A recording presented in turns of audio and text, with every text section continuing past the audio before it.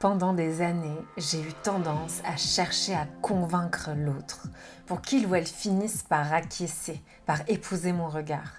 À cette époque, mon ego pensait détenir la vérité. Et je crois aujourd'hui que c'est précisément parce que je ne m'étais pas encore réellement rencontrée, que je ne m'étais pas encore connectée à qui je suis au-delà des masques que je portais et des rôles que je jouais, que j'avais encore besoin de chercher à gagner la bataille de la raison. Quand j'ai commencé à m'ouvrir pour accueillir ma vérité, tout a basculé.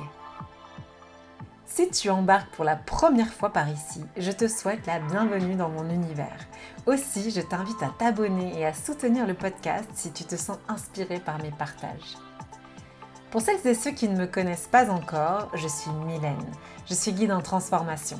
J'accompagne depuis 2019 les êtres en transition, qui cherchent à sortir de la division intérieure, en s'affranchissant de la culpabilité et du sacrifice souvent inconscient qui régissent leurs relations affectives et nourrissent un déséquilibre pesant dans leur vie.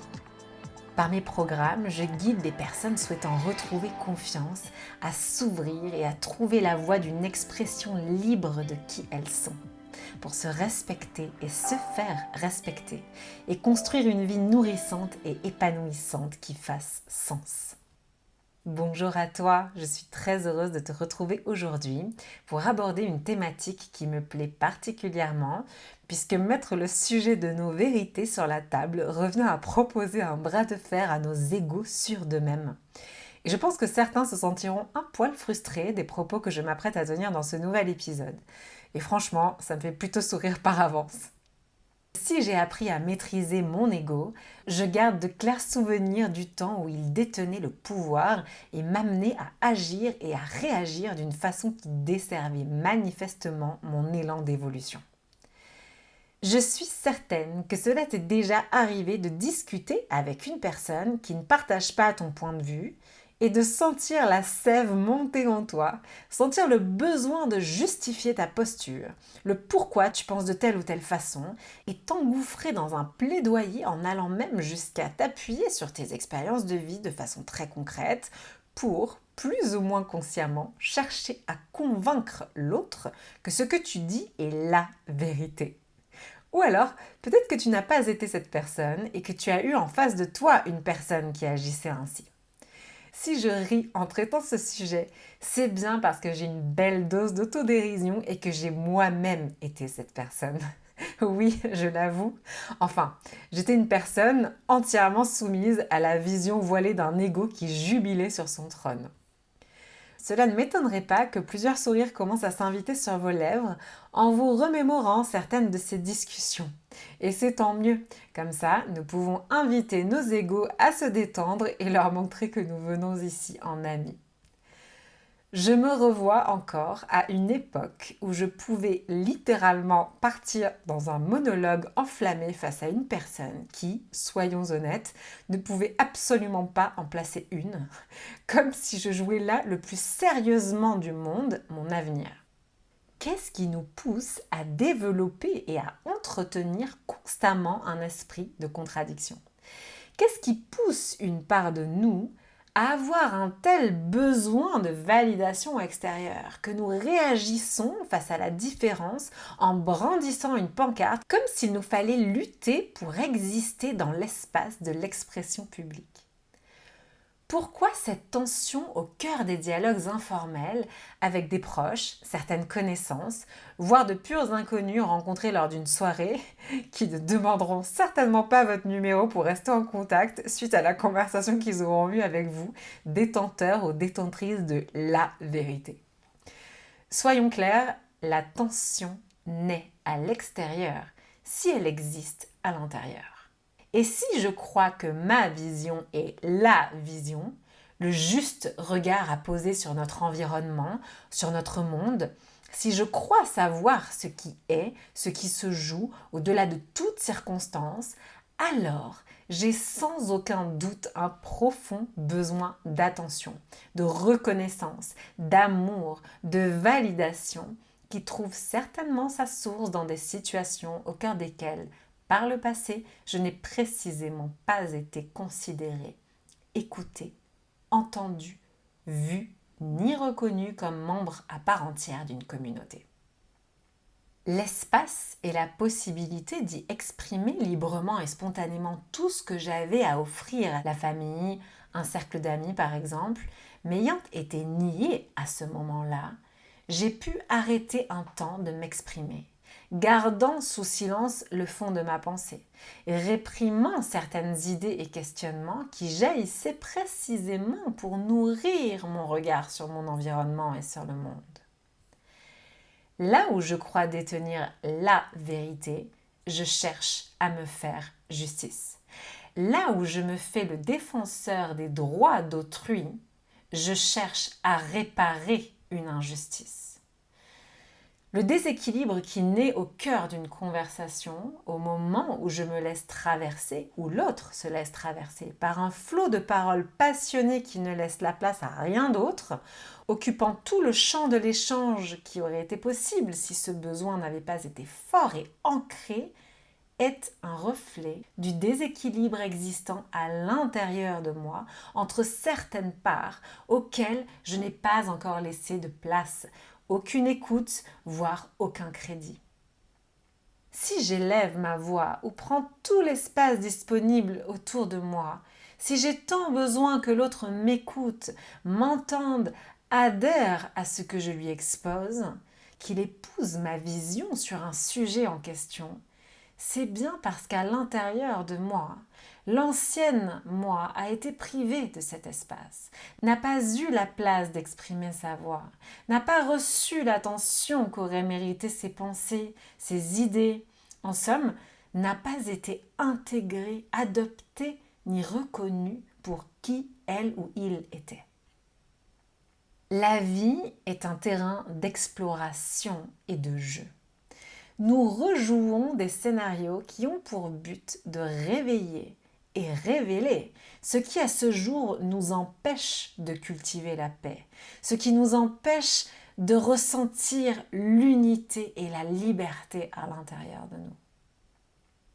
Si je pense détenir la vérité, que je m'exprime à l'extérieur avec ferveur en imposant parfois ma vision, ma forme de pensée, c'est que je suis inconsciemment en quête de cette unité. Si je cherche l'adhésion et la validation de l'autre, son écoute, son attention, c'est précisément parce que j'en ai manqué à un moment donné et que je n'ai pas encore trouvé le chemin pour apprendre à moi-même m'accorder cette écoute, ce crédit et cet amour. Je cherche alors à l'extérieur l'illusion d'un sentiment d'unité, d'inclusion, d'adhésion, d'union.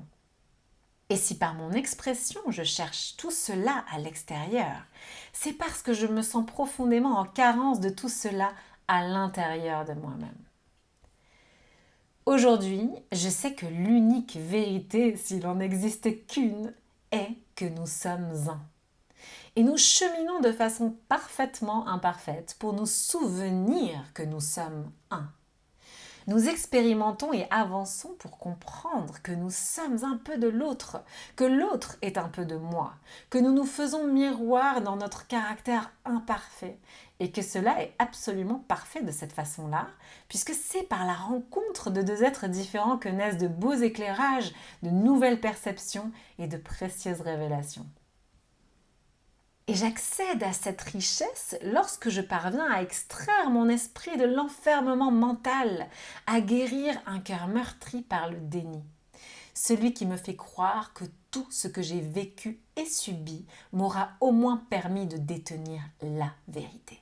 Celui qui me murmure tout bas que tant que nous aurons une bataille à gagner, nous n'aurons pas le droit de nous reposer. Celui qui ne veut pas déposer les armes parce qu'il y a encore des injustices à réparer. Celui qui voit rouge, celui qui s'est renfermé parce qu'il a été blessé. Celui à qui il faudrait pourtant faire entendre que la voie d'une réconciliation est la voie de la réunion en soi, puis à l'extérieur, s'emprunte par l'ouverture, par l'écoute subtile, sensible et intégrale de toutes les parts en soi qui ont manqué d'attention, de crédit et d'amour plus d'une fois. Pendant des années, j'ai eu tendance à chercher à convaincre l'autre pour qu'il ou elle finisse par épouser mon regard. À cette époque, mon ego pensait détenir la vérité. Et aujourd'hui, je sais que c'est précisément parce que je ne m'étais pas encore réellement ouverte et rencontrée telle que je suis, au-delà des masques que je portais et des rôles que je jouais pour tenter d'exister au cœur des micro-communautés que je composais, que j'avais encore besoin de chercher à gagner la bataille de la raison. Heureusement que nous rencontrons des personnes sur notre route qui, précisément parce qu'ils nous apprécient, voire qu'ils nous aiment, vont embrasser la délicate tâche de nous envoyer le reflet de ce que nous ne voyons pas encore de nous-mêmes. Pour ma part, j'œuvrais à l'époque dans le milieu associatif avec de merveilleuses personnes pour promouvoir la diffusion de films humains, sensibles et engagés. Et j'ai eu la chance d'avoir une conversation avec un ami qui, avec tout son amour, m'a mise face à mon caractère autoritaire qui m'empêchait de tisser le lien que je désirais profondément nourrir avec ce beau collectif. Grâce à cet ami, à son amour, à son courage de venir exprimer sa vérité à une femme qui pouvait plutôt inviter l'autre à se taire lorsqu'elle exprimait la sienne, grâce à notre conversation, grâce à ce miroir qu'il m'a tendu pour que je me voie sans me nier, j'ai pu rencontrer cette facette de moi en lien avec mon héritage qui desservait ce que j'aspirais à construire dans ma réalité.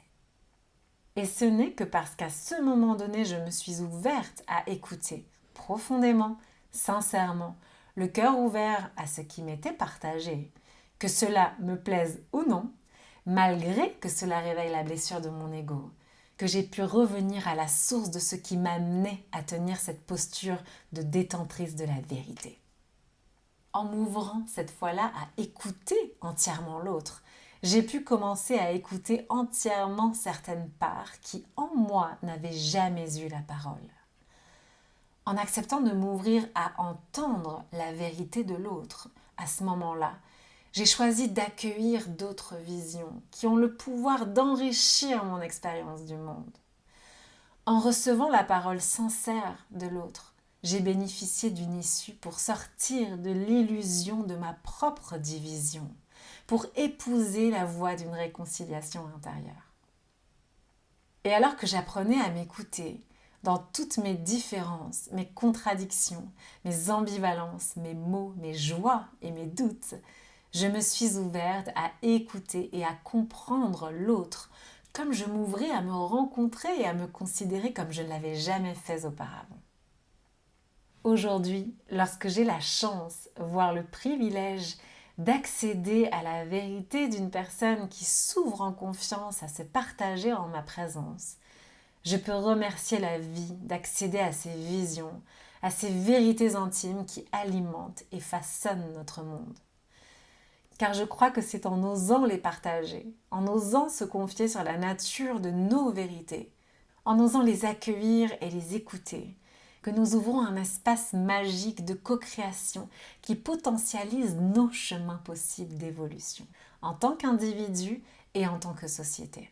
Dans le un et en investissant différemment le nous.